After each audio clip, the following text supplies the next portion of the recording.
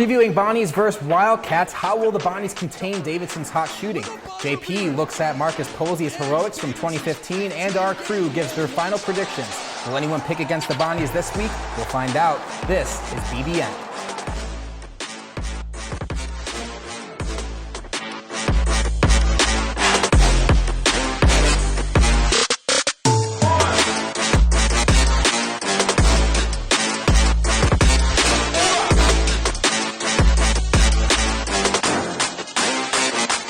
And welcome to Bonnies Basketball Now. I'm joined today by the Olean Times-Herald's JP Butler, who will have a post-game story on the Olean Times-Herald regarding the Davidson vs. Bonnies game tomorrow. And then, of course, SBU-TV sports reporter Leah Lockwood. Taking a look at what we're going to be talking about today, we break down the state of the St. Bonaventure Bonnies and analyze the environment around the A10, a bunch of teams battling for positioning in the standings. And later, we'll discuss the trends of the women's team, as well as give our final predictions for Bonnies basketball this week. And then, Leah, we talk about key players. Who do you look for in this one? For my key players for this game, I have Lofton and Oshun. I think that definitely the three ball has to fall for this game, and I think that Lofton is going to be looking to get back on track with that and definitely watch his shots to fall. And then Oshun, I have him. I think his defense has to be on point in this game. He can't be kind of passive in the paint. He has to look to do those putback shots, look for them to go in. We can't be missing those this game. Yeah, and for Davidson, two guys for two very different reasons. Foster Lawyer, he's the Michigan State transfer. They lose a guy like Kellen Grady, but plug him in and they haven't missed a beat. He's that Davidson type of player, smart, high IQ, high skill level, great shooter, and he's just become another piece in that deadly three-point offense. And then the mainstay, Hung Jung Lee, first-team all-conference guy, player of the year, contender, great catch and shoot players, fun to watch. Those are going to be two very difficult responsibilities for Bonnet tomorrow. And Wednesday night, the Davidson Wildcats hosted A10 rival VCU in a clash of A10 powers. An exchange of blows in the first half kept things even until a slew of VCU three-pointers gave the Rams a 37-29 lead at the half. VCU led by as many as 15 in the second half, but Wildcats clawed back in this one, 14-0 run with under 5 minutes. However, their efforts fell short and VCU held on for a 70-68 win, handing Davidson their first A10 loss of the season. And with the loss, Davidson does remain atop the A10 conference, but they do lose that coveted AP standing. They were 25th, obviously. They did get votes this week, but they are no longer an AP-ranked team as they came into the Riley Center like we maybe would have hoped. And talking about the state of the Bonnies, obviously they're sitting right now at 6th in the A10. I don't know if we expected to see them have the slow start that they did, but you know, they're still 12-5, 4-2 in the conference. Obviously they have a big game coming up against Davidson. That's going to be a huge one. And they got great bench help in that St. Joe's game. Koulibaly coming in, going 2 for 3 from the floor, 4 points. Very big to get him involved, to give Shun those coveted time on the bench to, regroup and get back out there, because he is a staple in that St. Bonaventure defense in the paint. It's going to be huge against Davidson with their big that they have in there. And then their starting five in that one, kind of, up and down, but Attaway and Holmes led the way for the Bonnies, and they were able to come out with that victory. Now, talking about this game against Davidson, Leah, what do you think the keys to the Bonnies' victory is? My number one is getting a three-point shot to fall. Bonaventure is only 32% from three this season, and I think that that's kind of where we struggle a little bit, and getting those shots to fall will help us a lot. It gains momentum, brings everyone up. The energy will be insane in the Riley Center if we can do that.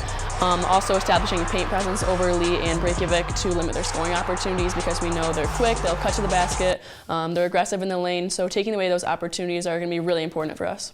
And so I think the opposite of that is being able to guard, defend the three-point line. Obviously, we know Davidson, one of the best, offenses in the league. It's, holds true this year. They're number 5 nationally in three-point percentage at over 40% of the game for three. They're 3rd in the league in threes per game at 9.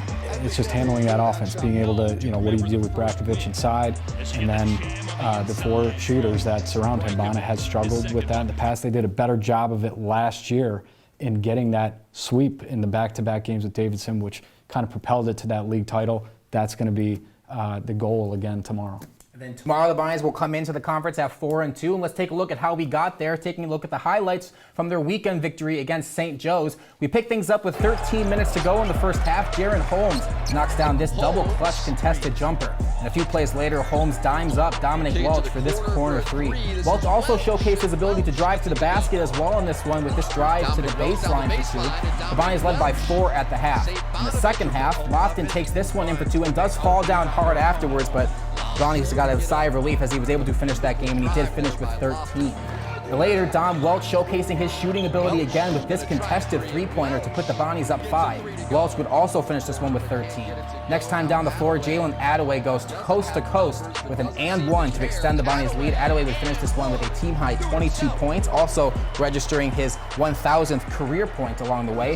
The Bonnies finished this one with a comfortable 11-point victory, 80-69. And now talking about that game against St. Joe's, the Bonnies' backcourt, they've been playing well together so far this season. Lofton, obviously, he had to miss those games. Holmes comes in, and that's why, Jaron Holmes is leading the Bonnies right now in points with 15.5. Definitely been a breakout player for the Bonnies so far this season. What do you have to say about the Bonnies' backcourt so far? Definitely, I agree with you on all that. The Bonnies' backcourt this season has been absolutely insane, and I think that Lofton, he had that little bit of a break with the ankle injury, maybe lost a little bit of momentum, but we had those breaks because of the COVID protocol, and I think that definitely helped him a little bit. And Jaron's explosiveness in the lane is definitely something that they can go off of, get momentum from, definitely use in this game versus Davidson.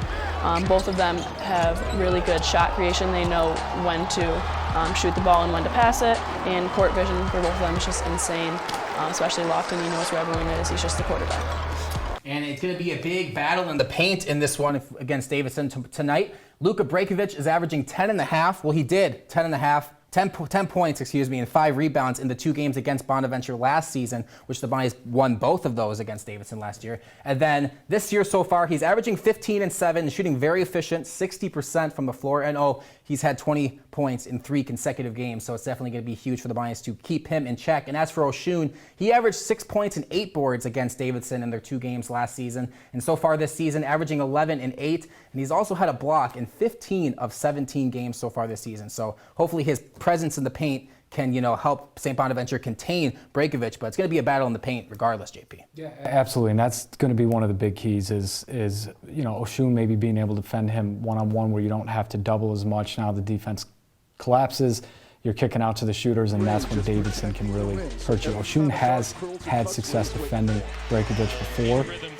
although he's better this year. He's a third-team preseason all-conference guy, but this is a sort of show it for Oshun to be able to guard him one-on-one in the post, and that'll just make things so much easier overall for the defense. And then just be able to give them a little bit more offensively. He's shown that in stretches. We obviously saw it against Duquesne. If he can pair that with what he does do defensively, they will be that much better. Coming up, JP details Bona great Marcus Posley's historic stretch from 2015. Plus, we look at the men's and women's A-10 standings and analyze this week's loaded slate of games. This is BBN.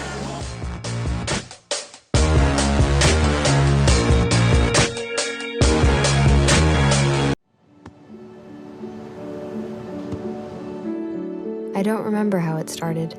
Go to that. Our back and forth. It always came back. Dad! You probably don't remember what you told me. That was perfect. But I heard every word.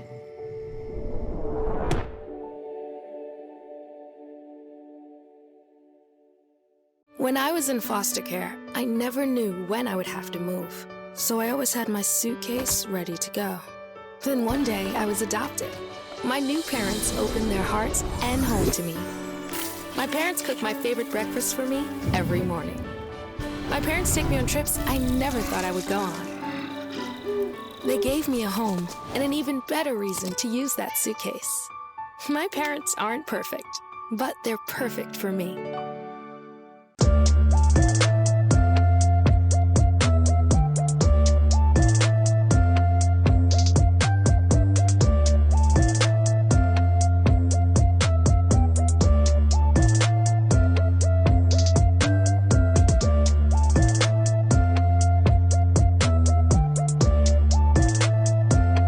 Welcome back to BBN. Now, as we take a look at the A-10 men's basketball standings, You see Davidson obviously at number 1, so that makes tonight's basketball game very important for the Bonnies to try to give them that second loss, and then they would both be at 2 losses. And then you have, a couple more teams that St. Bonaventure's played. They lost to Dayton, obviously, beat VCU, and they lost to George Mason, of course. And then there's that St. Louis in there, the only team the Bonnies haven't played that are ahead of them, but then they'll be playing them twice this month. So right now it's a very jam-packed top of the conference.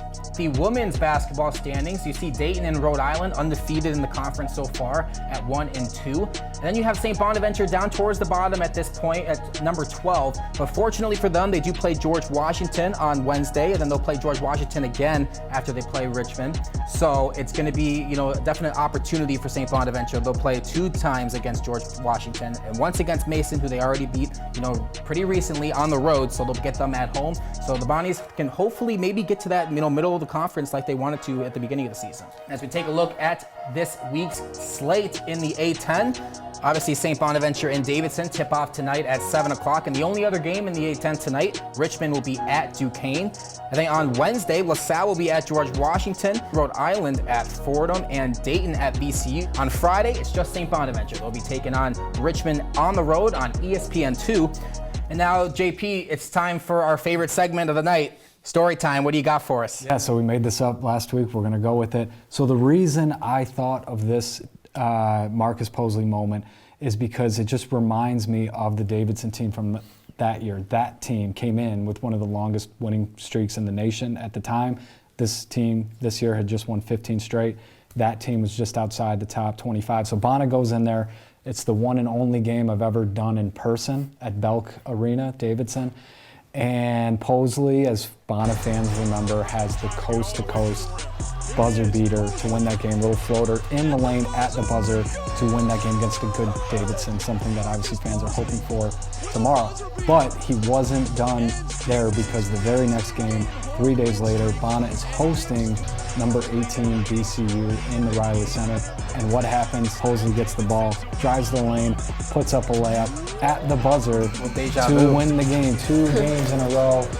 He was like a national headline that week. He won a lot of National Player of the Week awards. And a huge week for Bonner basketball to beat Davidson and VCU. And so here we are again.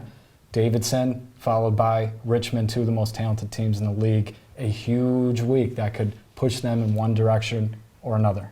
In 4 minutes, we'll give our final predictions for the Wildcats at Bonnies, and we'll get into some women's action. This is BBN.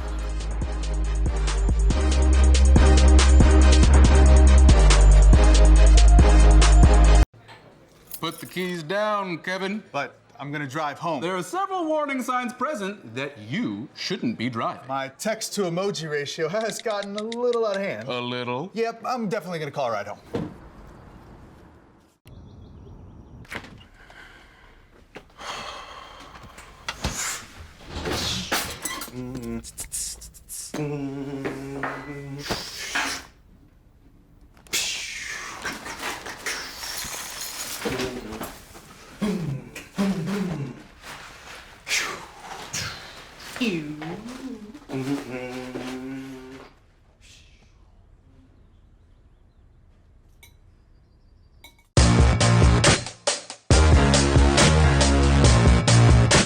Welcome back to BBN, and it's time for the Bowl and Breakdown. And this week, it's the Bonnies' offensive rebounding woes in that St. Joe's game. Maybe not for the entire game, but this possession in particular. We take a look against St. Joe's. Hall for the Hawks misses this 3 after a great closeout, and Attaway gets beat for the rebound, which results in a second 3-point attempt, this time from Reynolds, and then it's Attaway again with the poor box out. And this was St. Joe's being patient then after that until they eventually find Funk, who nails the 3 to cut that 8-point lead down to 5, and that's what the Bonnies don't want to have to deal with against Davidson, right, Leah?